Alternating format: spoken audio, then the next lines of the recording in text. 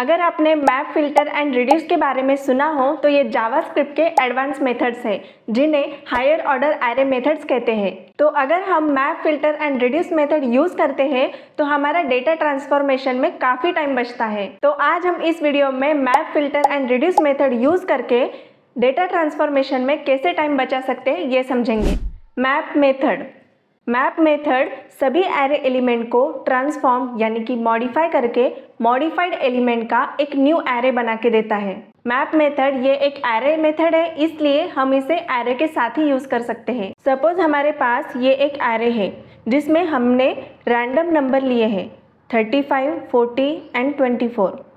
तो अब अगर हम यहाँ पर मैप मेथड यूज करेंगे, सपोज arr.map, तो मैप मेथड में एरो फंक्शन यूज़ होता है एंड इसके 3 प्रॉपर्टीज़ होती है, एलिमेंट, इंडेक्स एंड एरे।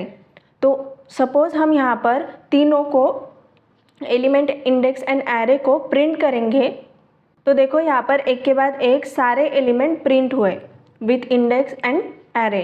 अब अगर हम एलिमेंट को मॉडिफाई करेंगे, suppose element plus index and result को रिटर्न करेंगे, तो यहाँ पर ये एलिमेंट प्लस इंडेक्स इसकी एक न्यू वैल्यू आएगी। तो ये एक एक न्यू एलिमेंट को लेकर एक न्यू एरे बनाएगा। तो हम सपोज इस पूरे arr.map मेथड को एक न्यू वेरिएबल में स्टोर करेंगे, सपोज न्यू एर, एंड अब इस न्यू एर वेरिएबल को प्रिंट करेंगे।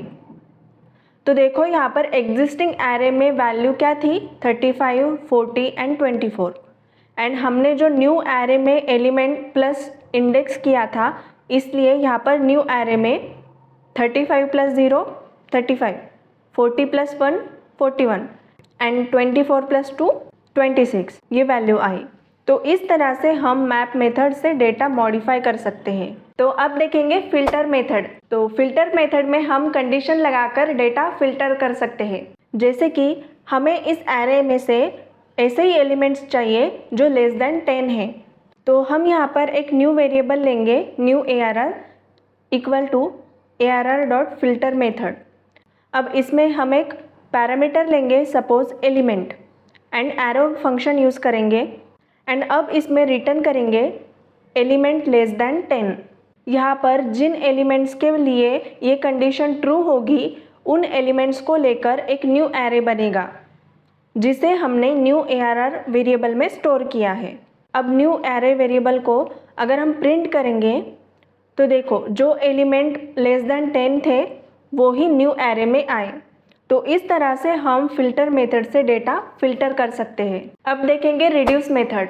रिड्यूस मेथड सभी एरे एलिमेंट्स पर ऑपरेशन परफॉर्म करके एक सिंगल वैल्यू रिटर्न करता है। जैसे कि सपोज हमें सभी एरे एलिमेंट्स की सम चाहिए, तो हम यहाँ पर arr.reduce मेथड यूज़ करेंगे।